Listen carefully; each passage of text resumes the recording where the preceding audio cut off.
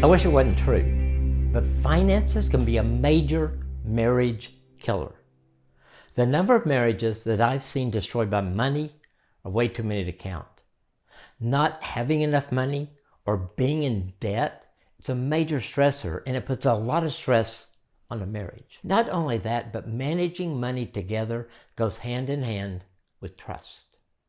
We all work very hard to earn a living, so if our spouse breaks our trust when it comes to money, it can be devastating. When we can't trust our spouse with money, it's hard to trust them in other areas too. But the thing that's probably talked about the least is how your spouse behaves with money can make you feel loved or unloved. So here are 3 mistakes to avoid in your marriage. Number 1, taking on unnecessary debt. I get it. It's easy to rack up a credit card and think you'll be okay. But the reality is, it's not worth it. It was in the first 5 or 6 years of our marriage that I did the credit card thing. Charged some things that Nancy did not know about. My plan was that I'd pay it off quickly and everything would be fine. The problem came when Nancy looked at a credit card statement before I did. First, she was upset that I didn't tell her when I bought something. And second, what was more harmful was that she lost trust in me when it came to money.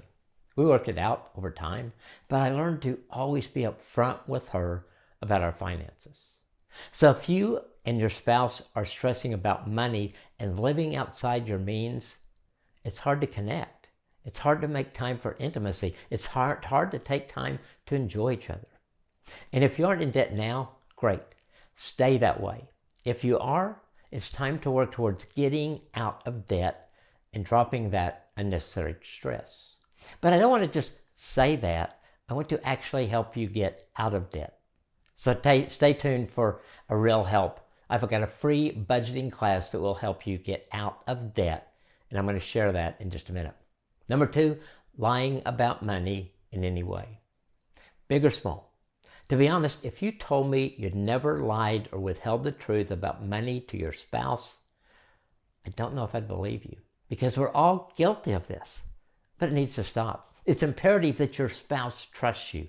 So whether it's sneaking a new throw pillow from Target, hiding your video game purchases from your spouse, or something major like neglecting to tell your spouse you are pulling from savings to pay off the credit card every month, it's a detriment to your marriage. So think of it this way. Do you want your spouse to trust you? Do you want your spouse to lie to you about money? Then don't lie to them either. Commit today to being totally transparent and honest about money with your spouse. When you make a mistake, own up to it and apologize.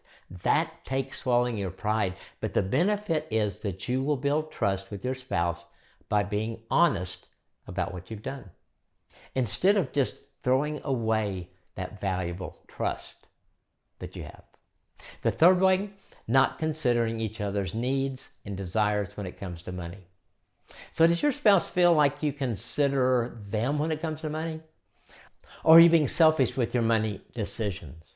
When we think about marriage, money mistakes, our minds go to lies, to bad investments, to debt. We don't typically think about love when it comes to money. But the thing that can actually be the most damaging is not considering your spouse's needs and desires when it comes to money. The reality is how you choose to spend and earn your money can make your spouse either feel loved or unloved. So here's a few practical ways that I try to make sure I consider Nancy when it comes to money. We have a budget line, then it's an item that's called Nancy Spending Money. This is money that she can use however she wants to every month. It makes her feel seen and loved to know that I want her to have the things that she wants. Early in our marriage, the amount in this line item was small because that's all we could afford. And it's grown over the years. But even when it was small, it still made her feel loved, seen, and prioritized. I asked Nancy before making any money decisions every time. We talk about it, we pray about it, and then make the decision together. I monitor how often I ask to purchase something expensive. The reality is that we all have limited resources. If I'm always the one buying the new expensive thing, that means Nancy isn't. So I choose to be conscious of this and not over ask for purchases. I ask her where we should be generous, and we make those decisions together. I know flowers are important to her, so even though I might think spending money on flowers doesn't always make sense, I prioritize it because I know it makes her feel loved. When it comes to clothing budget, Nancy has always purchased clothes more often than me because I know clothes are more important to her than they are to me. When she comes home with a new outfit, I don't get annoyed. I choose to be happy that it makes her happy. So what about you? How can you make sure your spouse feels loved when it comes to managing your money?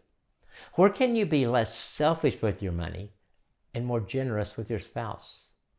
Because I want to help you stop making money mistakes and I want to start managing your money in a way that will help your marriage, I'm inviting you to our free online budgeting class. The class will help you get on the same page about money, get out of debt, and start saving for your dreams together.